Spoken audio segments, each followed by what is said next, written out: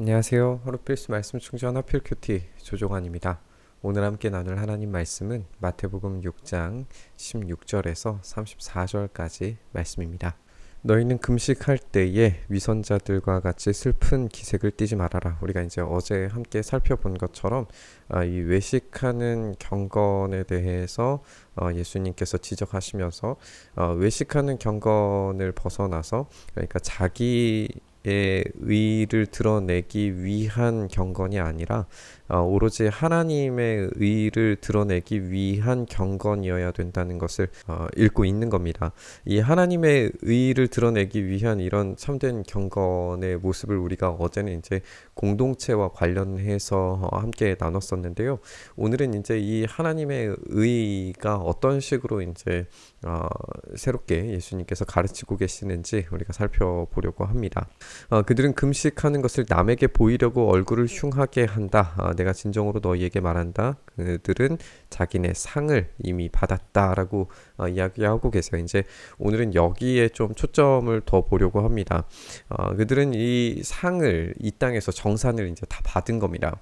그러니까 그들이 자기 의를 통하여서 상을 받는 것은 결국에 현세적입니다. 이 땅에서 받을 것들을 추구하는 그런 삶이라는 거예요.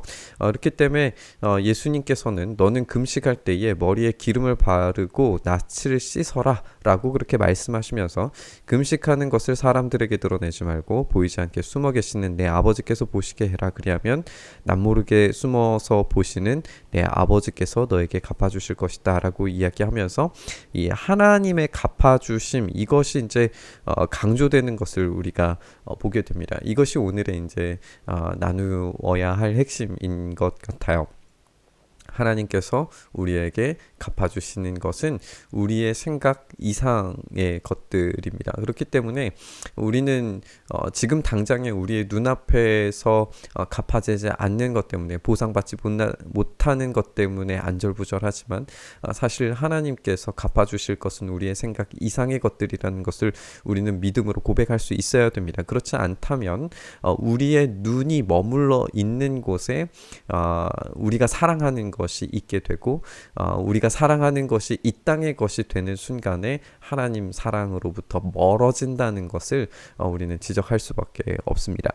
너희는 자기를 위하여 보물을 땅에다가 쌓아두지 말아라. 땅에서는 좀이 먹고 녹이 슬어서 망가지고 도둑들이 와서 훔쳐간다 라고 이렇게 말씀하고 계세요.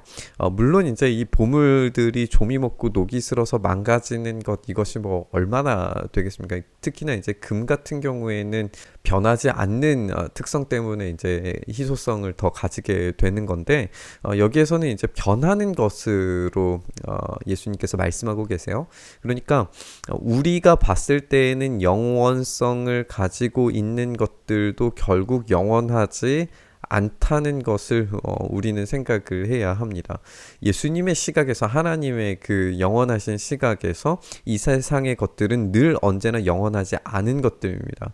우리가 영원을 추구한다라고 이야기하지만, 그러면서 우리의 인생을 풍요롭게 해줄 영원한 재물들을 위해서 노력하고 수고하는 것 같지만 결국 그것들은 전혀 영원하지 않다는 거죠. 그렇기 때문에 너희를 위하여서 보물을 하늘에 쌓아두어라 라고 이야기합니다. 우리가 어제의 본문과 오늘의 본문을 우리가 살펴보면 하나님께서 그 상을 내리실 때에 이미 정산이 끝난 사람들이 있습니다. 이 정산이 끝난 사람들은 자기 의에 취해 있는 사람들이고, 이 자기 의에 취해 있는 사람들은 영원하지 않은 것들을 추구하고 있다는 것과 이제 연결을 시켜볼 수 있을 거예요. 거기에는 좀이 먹고 녹이 슬어서 망가지는 일이 없고 도둑들이 뚫고 들어와서 훔쳐가지도 못한다. 그러니까 이 하늘에 쌓아두는 것만이 진정으로 참된 영원성을 가지고 있는 것임을 우리가 알게 되는 거죠. 그러니까 이 땅에서의 어떤 정산된 삶이 아니라 하나님께서 제공해 주시는 그 상급을 바라봐야 된다라고 그렇게 말씀하고 계시는 거예요. 너의 보물이 있는 곳에 너의 마음도 있을 것이다. 이 보물이 하늘에 쌓여 있다면, 그 보물의 어떤 그런 가치가 영원하다면, 그런 쌓여져 있는 보물에 당연히 우리의 마음이 갈 수밖에 없다라고 예수님께서 말씀하고 계시는 거죠. 근데 반대로 그 보물이 이 땅에 놓여져 있다면 이 땅의 것을 놓지 못해서 하나님을 바라보지 못하고 이 땅에 놓여져 있는 보물에 우리의 마음과 시각이 갈 수밖에 없는 거예요. 눈은 몸의 등불이어서 눈이 성하면 온몸이 밝을 것이고 눈이 성하지 못하면 온몸이 어두울 것이다. 결국 이 눈이라고 하는 것이 어떤 지향성을 보여주는 것으로 우리가 생각을 해볼 수 있습니다. 그러니까 하늘을 향한 지향성, 우리의 시선이 하늘을 향해 있다면, 그 보물이 있는 곳에 우리의 마음이 있다면 그 하늘나라를 더욱 사랑하게 될 거예요. 그런데 우리의 지향성이, 우리의 눈이 이 땅의 것을 향하여서 이 땅의 자기의 의와 자기의 의로움으로 만들어진 이 세상의 재물들을 향하여서 우리의 시선이 가 있다면 이 땅을 사랑하게 될 겁니다. 어거스틴이 그렇게 지적을 했던 것처럼 우리가 사랑하는 것을 섬기고 예배할 수밖에 없어요. 그렇다면 이 땅에 있는 것을 우리가 사랑한다면 이 땅의 것들을 예배할 수밖에 없습니다. 그렇기 때문에 아무도 두 주인을 섬기지 못한다라고 하시는 예수님의 말씀과 어거스틴의 말은 아주 자연스럽게 연결이 되는 겁니다. 결국에 이 눈이 이 땅에 것을 보고 있는 순간부터 우리는 이 땅의 것을 주인 삼아서 살아가고 있다는 거예요. 그것이 이제 자기 의의가 되는 겁니다. 한쪽을 미워하고 다른 쪽을 사랑하거나 한쪽을 중히 여기고 다른 쪽을 업신 여길 것이다. 너희는 하나님과 재물을 아울러서 섬길 수 없다. 우리는 재물이라고 하는 것이 하나님께서 제공해 주시는 것은 선하게 받을 수 있습니다. 그러나 우리의 재물, 우리의 의, 우리의 어떤 영향력과 우리의 삶을 풍요롭고 풍족하게 만들어줄 수 있는 것들에 우리의 온통 시선과 눈이 다 가 있다면 그것은 결코 밝은 삶이 되지 않을 거예요. 결국 이 재물에 대한 개념과 관념 자체가 사랑하는 것이 무엇이냐에 더 초점이 맞추어져 있다는 것을 우리는 지적을 해야 됩니다. 그러니까 여기에 이 눈이라고 표현되어져 있는 이 시선과 지향성에 대한 이야기가 재물에 대한 이야기들로 둘러싸여져 있다는 것을 우리는 지적을 해야 될 것 같아요. 그래서 우리는 이 땅에 있는 재물에 우리의 시선을 두지 말고 하늘에 쌓아둔 보화, 우리의 착한 행실로 말미암아서 하나님께서 갚아주실 그 보화가 쌓여져 있는 곳에 우리의 시선을 두라는 예수님의 말씀으로 우리는 읽어야 됩니다. 그렇기 때문에 내가 너희에게 말한다. 목숨을 부지하려고 무엇을 먹을까 또는 무엇을 마실까 걱정하지 말고 몸을 감싸려고 무엇을 입을까 걱정하지 말아라. 목숨이 음식보다 소중하지 아니하냐 몸이 옷보다 소중하지 아니하냐. 공중의 새를 봐라. 씨를 뿌리지도 않고 거두지도 않고 곳간에 모아들이지도 않지만 너희의 하늘 아버지께서 그것들을 먹이신다. 너희는 새보다 귀하지 아니하냐. 하나님께서 제공해 주시는 것으로 매일의 삶을 충분히 영위할 수 있다는 거예요. 그것보다 더 많은 것들을 추구하기 위해서 이 땅에 시선을 두고 이 땅의 것들을 사랑하는 행위가 영원을 보장할 수 있느냐라는 거죠. 너희 가운데 누가 걱정을 해서 자기 수명을 한순간인들 늘릴 수 있느냐. 이것이 이제 우리의 근본적인 영원을 향한 그런 마음들을 드러내는 그런 말이겠죠. 이렇게 수명을 한순간도 늘릴 수 없는 존재라면, 하나님께서 그 모든 수명과 인간의 생사화복을 주관하시는 분이시라면 어째서 옷 걱정을 하느냐. 들의 백합화가 어떻게 자라는지 살펴봐라. 수고도 하지 않고 길쌈도 하지 않는다. 그러나 내가 너희에게 말한다. 온갖 영화로 차려입은 솔로몬도 이 꽃 하나와 같이 잘 입지는 못했다. 오늘 있다가 내일 아궁이에 들어갈 들풀도 하나님께서 이와 같이 입히시거든. 하물며 너희들을 입히시지 않겠느냐. 믿음이 적은 자들아. 이것이 이제 결국에 예수님의 가르치심의 어떤 핵심적인 모습이 될 겁니다.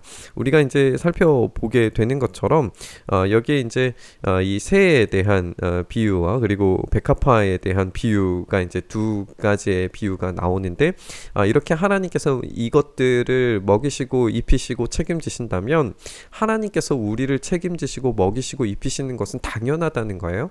매일에 쓸 것과 매일의 양식을 공급해 주시는 하나님이 계시다면 우리의 시선과 우리의 바라는 영원함이 과연 이 땅의 것이겠냐는 거예요.